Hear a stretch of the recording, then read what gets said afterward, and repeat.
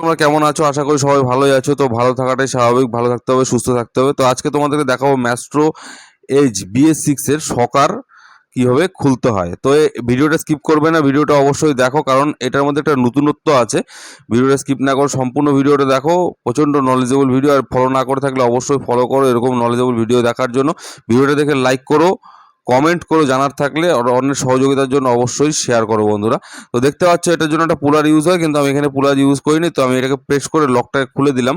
তো এটাই হলো নতুনত্ব। তো এবার আমি পুরো সকেটটাকে খুলবো, কি করে খুলছি, কি করে লাগাচ্ছি, কি দিচ্ছি না দিচ্ছি সব প্র্যাকটিক্যালি তোমাদেরকে দেখাবো। তো ভিডিওটা দেখো। তো এখানে দেখো আমি কিন্তু সকেটটা খুলে ফেলেছি। তো খুলে তোমাদের দেখাচ্ছি তেলের অবস্থা কি হচ্ছে। একদম কালো হয়ে গেছে তেলগুলো, দেখো খারাপ হয়ে গেছে। তো এটা যাতে এরকম পরিস্থিতিতে না আসে তার জন্য অবশ্যই বন্ধুরা তোমরা কিন্তু 10 থেকে 15,000 কিলোমিটারের মধ্যে অয়েলটাকে চেঞ্জ করার চেষ্টা করবে, তাহলে কিন্তু এই জিনিসটা হবে না। আর একটা ব্যাপার আছে যে তোমরা যদি তা না করো তাহলে কিন্তু গাড়ি প্রচণ্ড ভাইব্রেশন হবে, ঝাঁকি হবে, তো শরীর ব্যথা হতে পারে। আর বিশেষ যেটা ব্যাপার যে অয়েল সিলও কেটে যেতে পারে, শকার পাইপটাও খারাপ হয়ে যেতে পারে। তো দেখতে পাচ্ছ বন্ধুরা লকটা কিন্তু খুব ইজিলি খোলা যায় একটা চিকন স্ক্রুড্রাইভার দিয়ে আর প্রেস করে নিয়ে।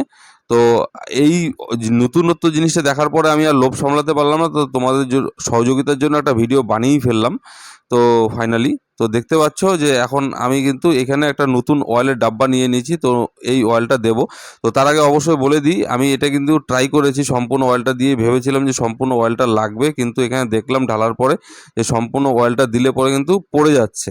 তো এখানে যেহেতু আটছে না, তাই আমি পরে মেপে দেখলাম যে এটার মধ্যে 60 ml পর্যন্ত কিন্তু অয়েল ঢালা যায়। তো তোমরা তাই করবে যে 60 ml পর্যন্ত অয়েল ঢালার চেষ্টা করবে, এখানে এর বেশি দেবে না, কারণ এর বেশি দিলে কিন্তু অয়েল উপচে পড়ে যাবে। ঠিক আমি যেরকম করে মানে লাগাচ্ছি, তো উপচে পড়ে গেছে দেখতে পাচ্ছ। তো এটার আমি সম্পূর্ণ সকেটটা খুলবো, কারণ এটার কিন্তু অয়েল সিলটাও আমাকে চেঞ্জ করতে হবে। অয়েল সিলটা খারাপ হয়ে গেছে, দেখতে পারলে ভিডিওতে দেখালাম তোমাদেরকে।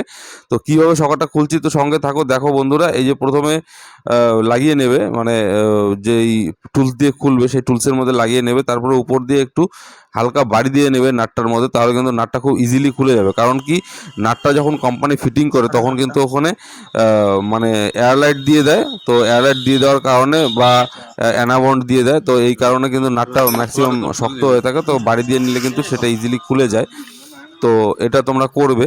তো করার পরে এই যে এইভাবে ওপেন করবে, দেখে নাও, ঠিক আছে। ওপেন করে নিলে এরপরে এই বুশটাকে খুলে নেবে, তারপরে পাইপটাকে খুলে নেবে, তারপরে কিন্তু নিজের পাম্পারটাকে খুলে নেবে। তো অবশ্যই দেখবে যে পাম্পারের মধ্যে ছোট স্প্রিংটা আর পাম্পারের যে ওয়াশারটা আছে এটা ঠিক আছে কিনা এটা অবশ্যই চেক করে নেবে। যদি খারাপ থাকে তাহলে অবশ্যই চেঞ্জ করে দেবে, ঠিক আছে। তো আমি এখন জিনিসগুলোকে ধুয়ে টুয়ে সাজিয়ে নিলাম। তো বন্ধুরা HTA কোম্পানির দুটো আমি সকার অয়েল সিল নিয়েছি আর দুটো সকার অয়েল নিয়েছি, ঠিক আছে। তো দেখতে পাচ্ছ তোমরা এটাই লাগাবে, কারণ এই কোম্পানির অয়েল সিলগুলো কিন্তু খুবই ভালো, ঠিক আছে। এগুলো অয়েল সিল মানে চট করে কাটে না, আর অনেক লংজিভিটি দেয়। তো এখানে লকগুলো খারাপ হয়ে গেছিলো, তো বন্ধুরা লকগুলো আমি চেঞ্জ করে দিলাম। তো এখন কিন্তু এর যে ক্যাপটা, ডাস্ট ক্যাপ, এটাকে ডাস্ট ক্যাপ বলে, তো ডাস্ট ক্যাপটাও লাগিয়ে দিলাম। এরপরে কিন্তু এখন ফিটিং করার পালা, মানে অ্যাসেম্বল করার পালা। আমি কিন্তু অ্যাসেম্বল করছি বন্ধুরা, দেখতে পাচ্ছ তোমরা কীভাবে অ্যাসেম্বল করলাম। সবার প্রথমে কিন্তু পাম্পারটাকে ঢুকিয়ে দিলাম, এরপরে পাইপটা বসিয়ে দিলাম, তারপরে গিয়ে বুশটাকে বসাচ্ছি, ঠিক আছে। এরপরে ফাইনালি আমি কিন্তু সকারের যে নিচের পার্টটা সেটা কিন্তু আমি অ্যাসেম্বল করে দিলাম। এখন আমি নাট লাগাবো। তো আমি কোনো আঠা ফাটা দিইনি বন্ধুরা, তো আমি এভাবেই লাগাচ্ছি এলকি দিয়ে। এখানে 6 নম্বর এলকি ইউজ হয়, তো তোমরা এই এলএনকিটা ইউজ করবে। তো আমি এখন তোমাদেরকে যেটা ফাইনালি দেখাচ্ছি সেটা হলো 60 ml এর বেশি কিন্তু তেল একদমই দেবে না, কারণ তাতে কিন্তু সকার হার্ড হয়ে যেতে পারে এবং কি লিকেজ হতে পারে, দেখলেই তো ভিডিওতে। তো অবশ্যই তেলটা দেওয়ার সময় একটু মেপে নেবে, ঠিক আছে। তো আমি কিন্তু মাপিনি, মানে আমি আগের থেকে মেপে রেখেছিলাম তাই মাপিনি।